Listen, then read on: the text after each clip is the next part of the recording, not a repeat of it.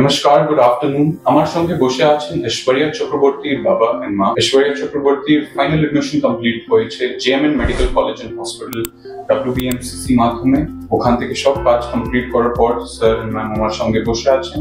কিছু কিছু প্রশ্ন আছে স্যার ম্যাম থেকে জিজ্ঞেস যে আপনি তো প্রথম অনেক দূর থাকেন, নিউ জলপাইগুড়ি, কলকাতার মধ্যে একটা কোম্পানি শিক্ষা কিভাবে জানলেন, কোথায় থেকে জানলেন, কিভাবে যোগাযোগ করলেন, একটু যদি আমাকে বলেন। এইটা প্রথমে ইউটিউব থেকেই আমার মেয়ে দেখলো, রেটিং দেখলো, বললো না ভালো শিক্ষাতে তুমি যেতে পারো বাবা, তুমি যাও, কথা বলো।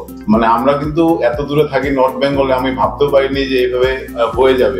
মেয়ে তখন বললো যে ওদের উপরে পুরোপুরি ছেড়ে দাও। আমিও বললাম যে ঠিক তাই, যে আমি তো নিজে করতে পারবো না, এগুলো চয়েস ফিলিং করা, নানান রকম যে সমস্ত কাজগুলো আমার পক্ষে সম্ভব না। তখন সেই কাজগুলো সব আপনারা খুব এত ভালোভাবে করলেন এবং হয়ে গেল। এই জন্য আমি আপনাদের কাছে চিরকৃতজ্ঞ থাকবো।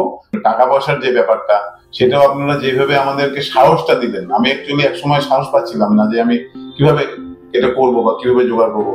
ও নানান রকম ব্যাপার, বন্ড ফন্ডের অনেক রকম ব্যাপার আছে, ভর্তি হতে গেলে যারা করবে পরবর্তীতে তারা জানতে পারবে যে কলেজে একটা ব্যাংক গ্যারান্টি এই সব চাইবে। একে নিয়ে তো কোনোদিন আপনাকে চিন্তা, এগুলো যেমন আমার চিন্তাই করতে হয়।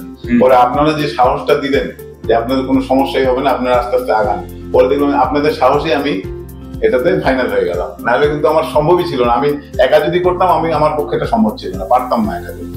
সেদিক দিয়ে আমি বলবো যে ভবিষ্যতেও যদি কেউ আমার সঙ্গে যোগাযোগ করে, আমি তো অবশ্যই আপনাদের কাছেই পাঠাবো। Thank you so much. Thank you everyone. নমস্কার।